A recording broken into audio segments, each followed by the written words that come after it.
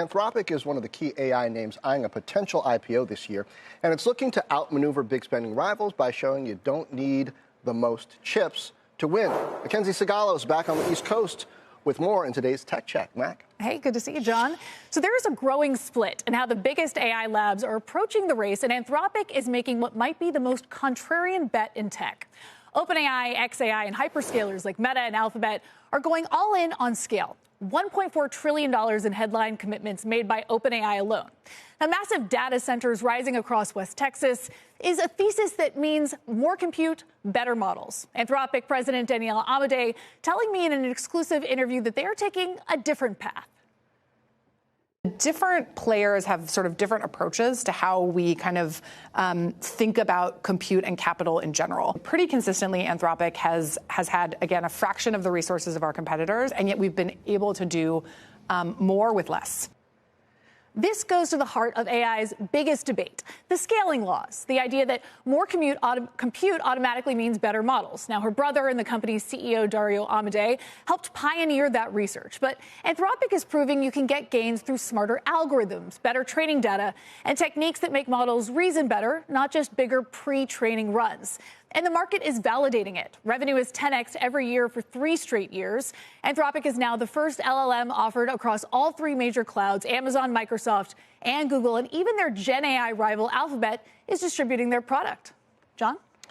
Mac, I think the legacy, perhaps, of the DeepSeek moment that we got, I forget, that was sometime last year, right, is the shift to attention to efficiency. So at AWS, they've got this Project Rainier that's based on their homegrown chips. Anthropic is one of the big partners on that. And I think one of the big questions stretching throughout AI tech right now is how much do you need NVIDIA, its latest and greatest, and are you seeking out AGI, versus how much do you just need the most efficient, best model that you can wring out of the most efficient chips in order to get value for your customers? Is Anthropic a key company to watch to see whether that's playing out? Well, they absolutely are. And Project Rainier near South Bend, Indiana, I was there earlier this year, and Amazon was specifically training the next generations of their chips with Anthropic in mind in order to optimize for compute.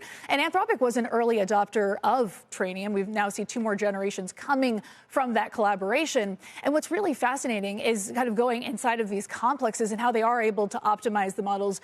And this is an inference run, right? So you've got training facilities, but then you also have compute that is meant to just run the models for their business customers, and that's where they're really looking to get to more quickly. I always love to try to look at some simpler technologies and things that people can wrap their heads around. And I think the iPhone is a great example. Apple made this controversial decision more than a decade ago to do its own homegrown chips with the idea that, okay, if we have more control over the chips in each area of the stack and the operating system and the applications, we can build a system that's more efficient and more powerful. They seem to have figured it out.